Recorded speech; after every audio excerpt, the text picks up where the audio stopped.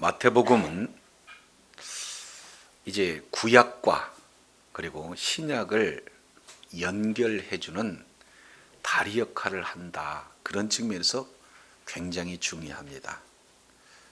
학자들은 마가복음이 신약 성경에서 가장 먼저 기록된 성경 이렇게 말씀을 하고 있죠. 그럼에도 불구하고 마태복음을 신약 성경 가장 첫 번째 기록하고 있는 그런 내용은 이 속에 하나님의 의도가 담겨져 있다 이렇게 볼 수가 있어요. 그래서 이제 마태복음 이 내용은 직접 내지는 간접적으로 구약 성경을 약 129회나 많은 양을 할애해서 인용하고 있습니다. 그래서 구약에서 말씀하신 내용이 어떻게 신약에서 성취되었는가 하는 그 내용들을 구약 성경을 가장 많이 인용하고 있기에 자연스럽게 구약에서 신약을 연결해 주는 내용이기 때문에 가장 신약 성경에 먼저 이렇게 순서를 배치하는 내용이 마태복음이 되겠죠. 그래서 이제 사복음서 중에 세 권 마태, 마가, 누가복음 이 내용을 공관복음 이렇게 말하고 있어요. 같은 관점에서 보고 있다라는 뜻에서 공관복음 이렇게 표현하고 있죠. 그리고 요한복음은 별도로 이제 관점이 달라요. 마태, 마가, 누가는 예수님은 왕이시다. 예수님은 종으로서 사역하시고 예수님은 우리와 똑같은 인간의 모습으로 왔다라는 측면에 관점을 같이 하지만 요한복음은 첫 시작이 바로 예수님은 하나님이시다 라고 선언함으로 시작하는 내용이 되어져 있습니다. 자, 그래서 마태복음은 1차 독자가 누구냐면은 바로 유대인이에요. 그렇기 때문에 유대인들이 관심을 가장 많이 갖고 있고 또 유대인들이 읽어서 잘 알 수 있는 그런 내용으로 이렇게 말씀을 증거합니다. 그래서 마태복음은 대상이 유대인이기 때문에 토라, 모세 오경 5권에 대한 그 내용을 모세 오경과 같은 구조로 배치를 해서 5편의 설교 형태로 이렇게 기록하고 있는 것이 바로 마태복음의 특징이다 이렇게 볼 수가 있습니다.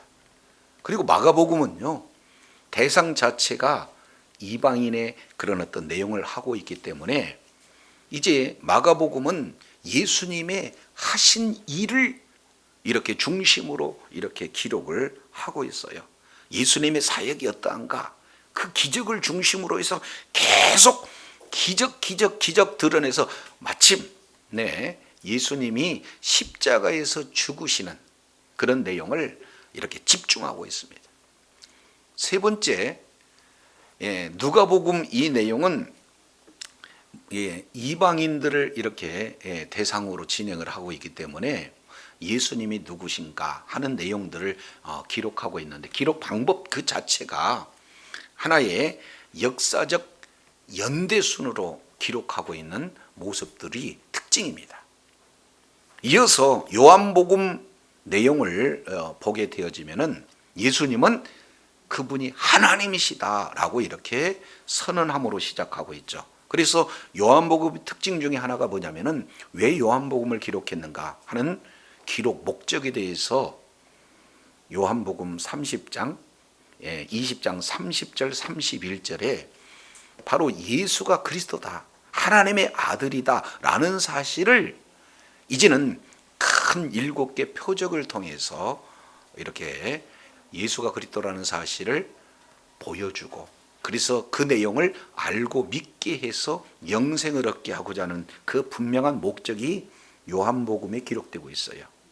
그래서 마태, 마가, 누가, 요한복음 4복음서를 통해서 비로소 예수님이 그리스도다라는 사실을 다각적인 관점을 통해서 보기 때문에 바로 알 수 있는 그런 내용이죠. 자, 그렇다면 마태복음은 대상이 유대인이기 때문에 신약 성경의 가장 첫 번째 책, 그것도 가장 첫 장, 그리고 가장 첫 절에 지금 소개하고 있는 내용은 유대인들이 가장 관심을 가질 수 있는 그러한 내용을 기술해야 되잖아요. 그 내용이 어떤 겁니까? 마태복음 1장 1절 내용을 보니까 아브람과 다윗의 자손 예수 그리스도의 뭐다?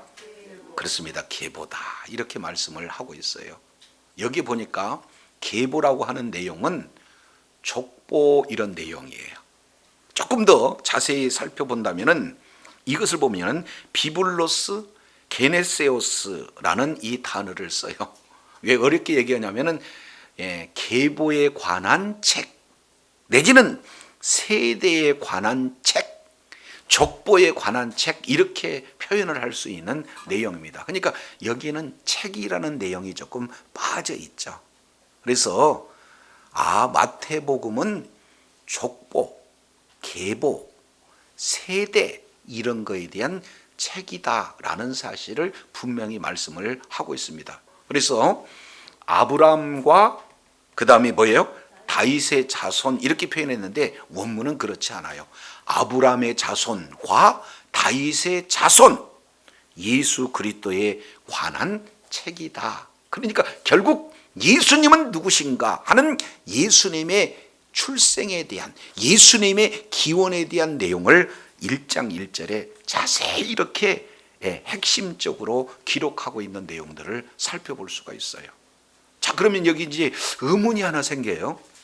아니, 신약 성경 전체 내용에서 이제는 족보에 대해서 낳고 계속 연결이 된다면은 마음 먹고 신약 성경을 읽어봐야 되겠다라고 각오하는 신약 성도님들한테는 참 어려움이 닥치잖아요. 그런데 유대인들의 관점에서 보면은 이것처럼 흥미롭고 이것처럼 마음 설레는 내용이 아닐 수 없습니다. 그만큼 그들의 의식 속에서는 족보에 대한 내용이 굉장히 중요한 하나의 관심사가 되어지기 때문에 그렇죠. 자, 느헤미야 시대에 이스라엘 백성들이 포로로 끌려갔다가 이제 가나안 땅으로 다시 돌아왔어요. 그래서 거기서 성벽, 성전 이런 어떤 내용들을 짓는 그 이후에 많은 사람을 봤더니 예전 상태로 다시 돌아가는 거예요. 그래서 한 사람 한 사람 이 이름들을 이렇게 기록하면서 거기에 특이한 내용이 소개가 되고 있습니다. 그 중에 느헤미야 7장 63절부터 65절까지 이 내용을 통해서 보니까 제사장들 중에 아무리 추적해도 족보가 없는 거예요. 그래서 족보가 없는 그 사람들에게 대해서 첫 번째 부정하게 여겼다. 그리고 두 번째 지금 하고 있는 제사장직 그 자체를 중단시켰다. 그리고 세 번째 이제는 거룩한 지성물을 먹는 이 내용을 중지시켰다 이렇게 표현하고 있어요. 그만큼 그들은 족보에 대해서 굉장히 소중한 가치로 여기고 있는 내용이죠. 그래서 예수님이 도대체 누구신가 하는 그 근원을 말씀하고 있는 그런 마태복음 1장 1절 이 내용을 통해서 보니까 믿음의 조상이라고 할 수 있는 아브라함의 그런 자손이구나. 그리고 그들이 가장 사실은 존경하고 있는 왕이라고 보면은 다윗을 꼽을 수 있는데 다윗의 자손이구나. 그러니 예수님이 누구신가에 대해서 이 구약 성경 두 사람을 거론함으로 유대인 독자들이 흥미를 가지고 마태복음을 읽어서 예수님이 누구시고 예수님이 하신 일이 사역이 어떤 내용인가 바로 알고 예수를 이제 구주로 영접하는데 이제 족보를 통해서 이렇게 시작하고 있는 내용들을 살펴볼 수가 있습니다. 자, 그러면 여기에서 1장 1절에 드러나는 세 키워드를 우리가 살펴볼 필요가 있어요. 첫 번째, 아브라함의 자손 예수님이다. 두 번째, 다윗의 자손 예수님이다. 그리고 세 번째, 그 예수님은 누구냐?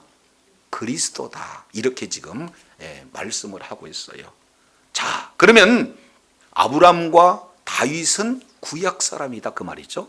그런데 이 구약의 내용이 무엇으로 연결이 됩니까? 신약으로 연결이 되어져요. 그래서 하나님께서 구약 성경을 통해서 일관적으로 예언하는 내용은 누구냐?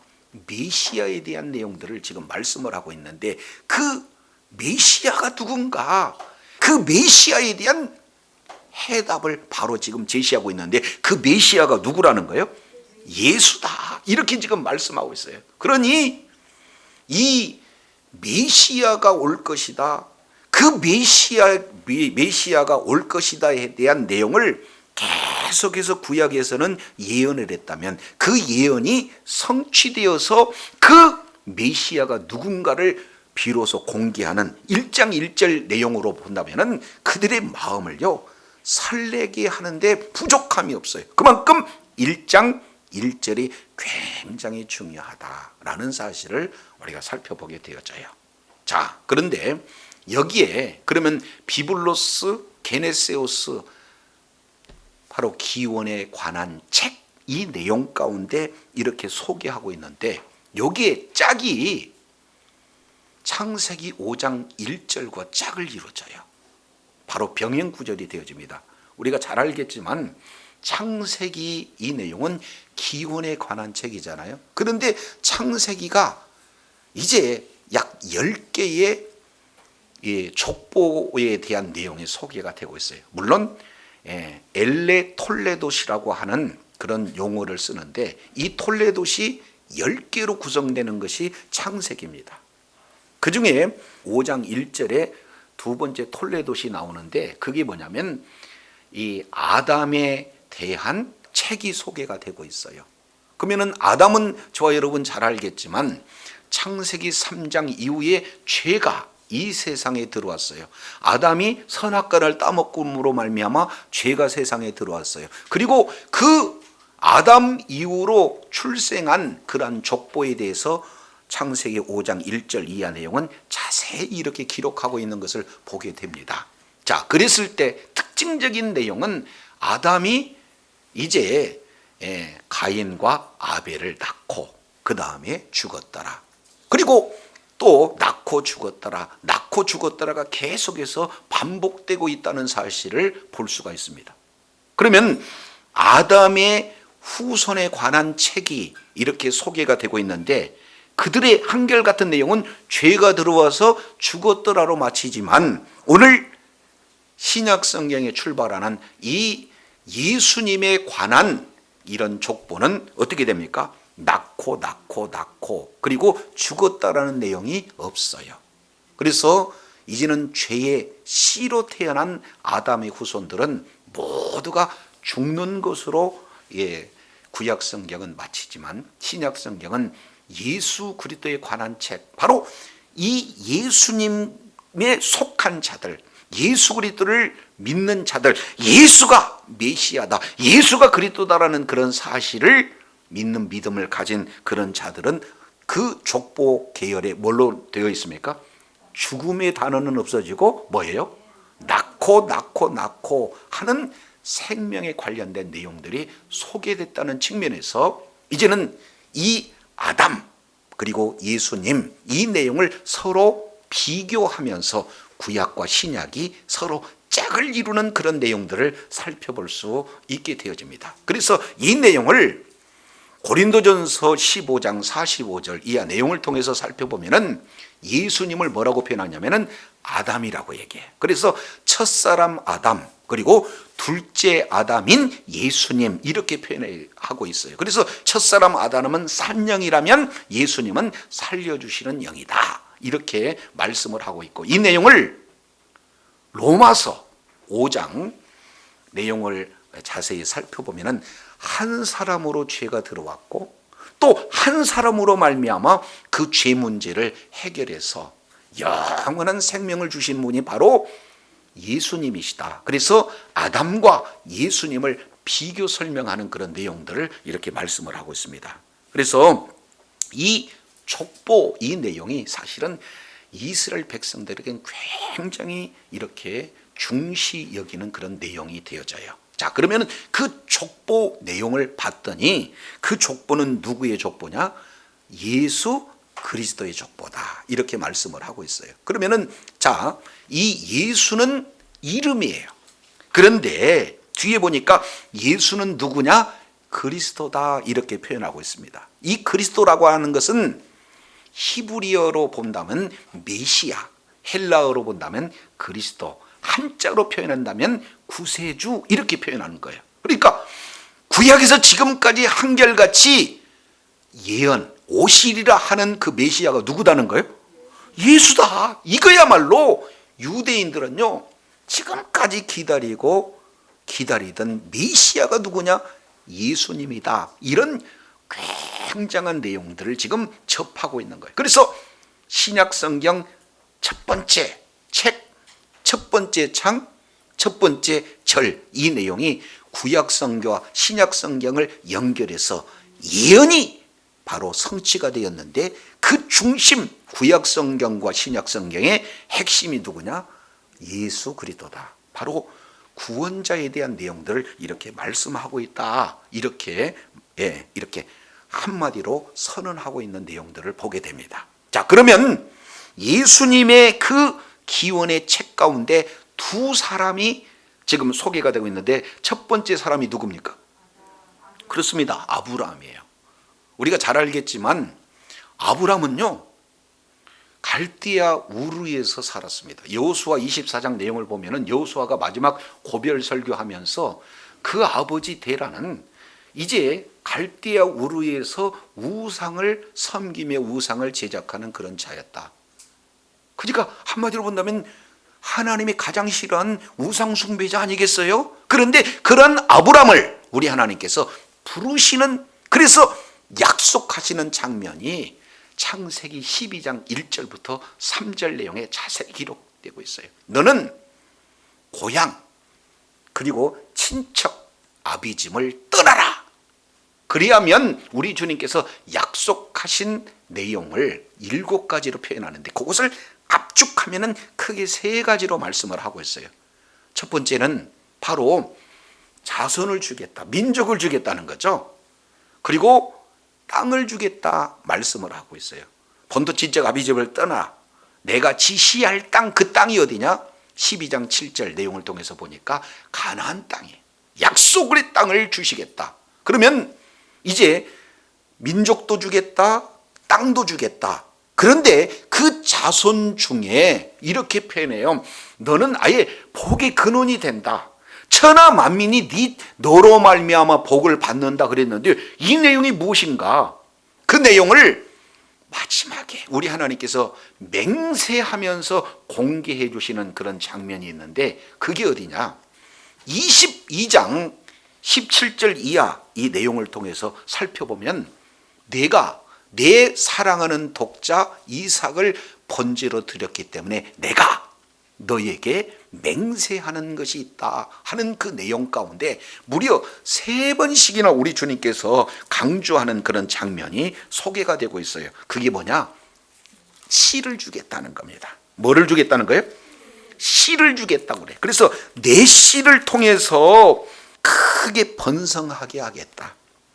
그리고 내 씨가 대적의 문을 얻게 할 것이다. 그리고 내 씨로 말미암아 천하 만민이 복을 받게 할 것이다. 이렇게 말씀하고 있어요. 그래서 내 씨 강조하고 있는 이 씨라고 하는 내용은 제라흐라는 단어를 쓰는데, 이게 바로 단수예요.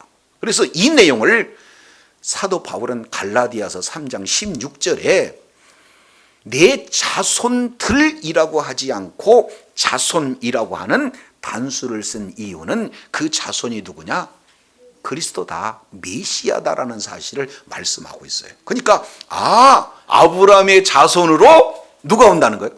이 메시아, 예수님이 오신다, 이 사실을 지금 말씀하고 있어요. 그래서 예수님을 믿는 모든 자들이, 천하 만민이 예수를 믿어서 복받는 데 올 것이다 하는 내용을 아브라함에게 부르시면서 약속하셨다는 거예요. 그 약속을 마태복음에서 뭐예요? 그대로 지금 1장 1절에서 이루신 장면입니다. 자, 두 번째 내용을 통해서 보면은요, 다윗의 자손이 나와요. 우리가 잘 알겠지만 다윗은 하나님의 마음에 합한 자다, 이렇게 말씀을 하고 있죠. 그래서 다윗이요, 자기 자신은 이제 백향목 궁궐에 거하는데 하나님께서 계시는 곳은 텐트 속에 있다는 거예요. 그게 마음이 아파가지고 자기가 성전 건축할 것을 나단 선지자에게 고백했는데, 이 나단 선지자가 하나님 앞에 이를 때 하나님께서 그 마음은 참 귀하다, 그러나 네 역할은 그게 아니라는 거죠. 전쟁을 통해서 주변 나라를 다 멸하고 그 하나님의 이제 약속하신 그 내용을 다 이루는 데까지가 사실은 다윗의 사명이죠. 그래서 하나님이 아브라함에게 약속하신 그 세 가지, 첫 번째 내용은 민족이었어요. 그리고 또 뭐예요? 땅 주고, 그리고 그 후손 통치제를 주는 이 세 가지 내용을 보면은 사실은 아브라함에게 뭘 약속하셨냐면은 하나님의 나라에 대한 약속을 하신 거죠.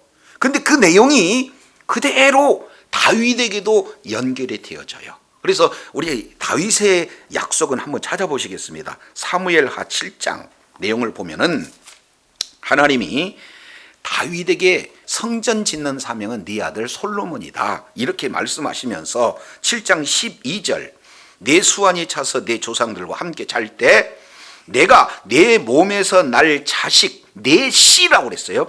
내 씨를 내 뒤에 세워 그 나라를 뭐하게 하리라? 그렇습니다. 후손, 씨, 제라흐, 그 후손의 나라를 아주 견고하게 하리라 하면서 나라에 대한 내용을 지금 약속하십니다.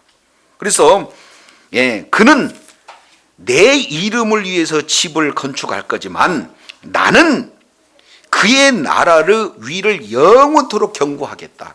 그러니까 후손은 집을 짓지만 하나님은 그의 나라를 세워서 그의 나라가 영원토록 하게 하겠다. 그래서 16절 잠깐 보시죠. 내 집과 내 나라가 내 앞에서 영원히 보존되고 내 위가 영원히 견고하다 하는 내용을 다윗에게 지금 약속해 주고 있는 것을 볼 수가 있어요. 그러면은 다윗에게도 약속한 내용은 뭡니까?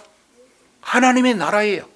그래서 이 언약의 그 출발지가 아브라함을 통해서, 그리고 그 나라의 계속해서 이루어지는 그 왕권에 대한 언약은 다윗을 통해서 우리 주님께서 약속하고 계시다라는 사실을 살펴볼 수가 있습니다.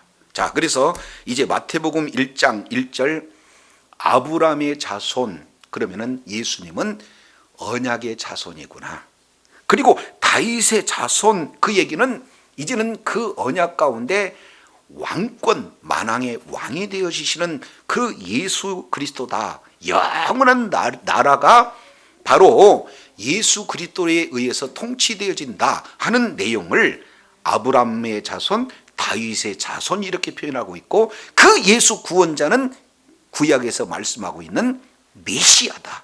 그거에 대한 근원의 책이 바로 마태복음이다라는 사실을 이렇게 말씀을 하고 있습니다. 자, 근데 이거 잘 보세요. 잘 보세요. 자, 6절 하반절에 이새는 누구를 낳았다는 거예요? 다윗 왕을 낳았다. 그러니까 여기에 유독 전부 다 이름만 다 기록되고 있는데 왕이라고 하는 그 직분을 기록하고 있는 것은 누구에게만 붙이냐면 다윗에게만 붙여요. 그만큼 지금 마태는 다윗의 왕권이 이로 오신 분이 바로 예수 그리스도라는 것을 지금 강조하고 있는 내용이에요. 자, 그러면서 더 중요한 것은 17절 우리가 읽어봤죠. 그래서 역사, 약 2000년의 그 역사를 예수님이 오시기 전 아브람부터 예수님까지 그 기간을 약 한 2000년으로 학자들은 지금 표기하고 있어요. 그것을 세 개의 역사로 구분을 짓습니다. 그런즉 모든 대수가 어디서부터?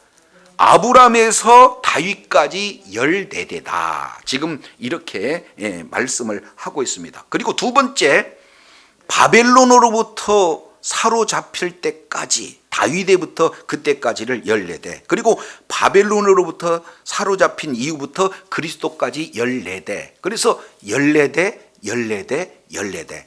그러면 14대를 강조하고 있는 것이 여기는 뭔가 의도가 있는 거 아니겠어요? 그렇지 않습니까? 그래서 이 14라고 하는 이 숫자 값의 의미가 있어요. 그래서 성경을 해석하는 그런 해석법 중에 게마트리아 해석법이 있습니다. 이 내용은 어떤 내용이냐? 자, 아라비아 숫자가 이미 만들어지기 이전에 히브리어 자음에는 그 숫자 값이 있어요. 그래서 알파벳 순으로 보면은 첫 번째 글자가 1, 첫 번째 자음이죠. 두 번째 자음은 2, 그리고 세 번째 자음은 3. 이렇게 해서 1, 2, 3, 4 각각 자음마다 숫자 값이 있는데, 다윗이라고 하는 이 다윗 이름은 숫자 3개로 구성되어 있는 이름입니다. 그래서 네 번째 글자 달렛이라고도 얘기하고, 그리고 여섯 번째 글자 와우 내지는 바부 이렇게 얘기하고, 다시 네 번째 글자 달렛 이렇게 얘기를 해요. 그래서 다비드라고 하는 그 이름값은 4, 6, 4 이렇게 해서 총 뭡니까? 14를 얘기해요. 그래서 14 그러면 우리는 14와 다윗이 연결되지 않지만 이스라엘 사람들은 14 그러면 다윗의 이름값이구나 라는 내용을 지금 말씀하고 있어요. 그러니 1절부터 17절 마지막 족보를 마무리하면서 14, 14, 14라고 얘기하는 것은 바로 다윗의 후손이 누구다?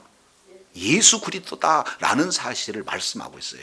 왜 그러냐면 이 내용은 실제 14대가 아니라 14대로 인위적으로 맞춰요. 자, 한번 내용을 보겠습니다. 7절 보세요.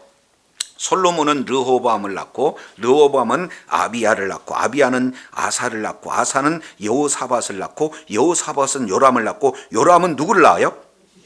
근데 요람이 우시야를 안 낳는다 그 말이죠. 그러면 이 사이에 3명의 왕이 빠졌어요. 그러니까 히브리인들은 누구나 다 알고 있는 내용이다 그 말이죠. 근데 세 왕을 빼고 인위적으로 14라는 숫자 값에 맞춘다는 것은 저자의 의도가 지금 누구를 부각하고 싶다?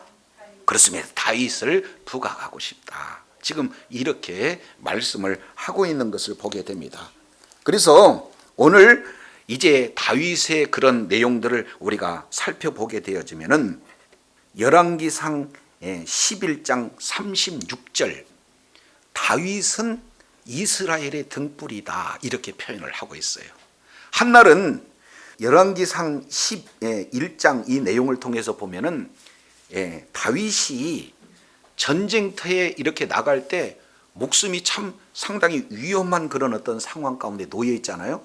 그러니까 다윗의 등불이 꺼지면 안 됩니다. 이렇게 해서 다윗에 대한 내용을 지금 말씀을 하고 있습니다. 그런데 이 남북 왕으로 나누어졌을 때 남유다는 20명의 왕이 되어지는데 한 번도 바뀐 사실이 없어요. 왕조가. 그런데 그 사이에 악한 왕들이 있는데도 하나님이 멸하시지 않는 그 이유를 하나님이 다윗에게 약속하시는 그 약속을 이루시기 위해서 다윗의 등불이 꺼지지 않기 위해서 말씀하고 있는 그런 내용이 열왕기하 8장 19절, 열왕기상 15장 4절, 그리고 역대하 21장 7절, 시편 132편 17절 여러 군데 살펴보게 되어지면은 다윗은 이스라엘의 뭐다?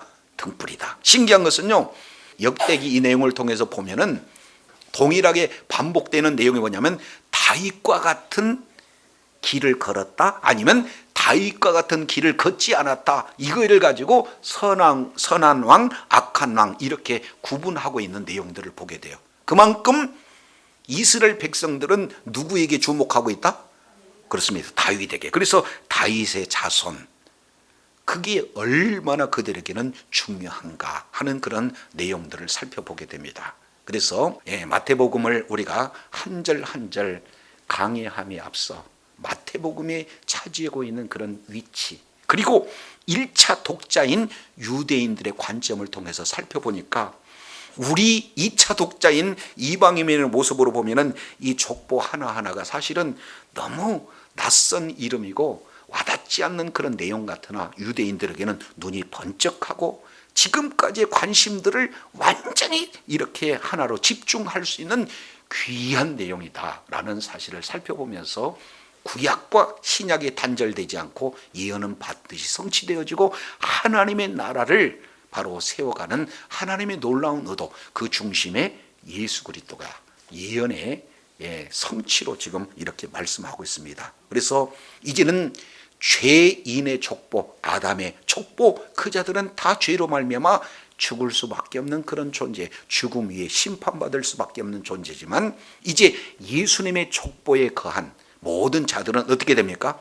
영원한 생명을 얻게 되어지는 내용들을 이렇게 자세히 기록하고 있습니다. 그래서 주님 오시는 그날까지 우리 죄에서 구원할 자 예수가 바로 메시아다는 사실을 저와 여러분이 믿고 그 믿음 가운데 고백되어지고 더 나아가서 하나님이 허락하신 놀라운 하나님 나라의 그런 어떤 기업을 온전히 상속받는 그런 축복의 자녀, 능력의 자녀들이 다 되시기를 예수 이름으로 축원합니다. 기도하겠습니다.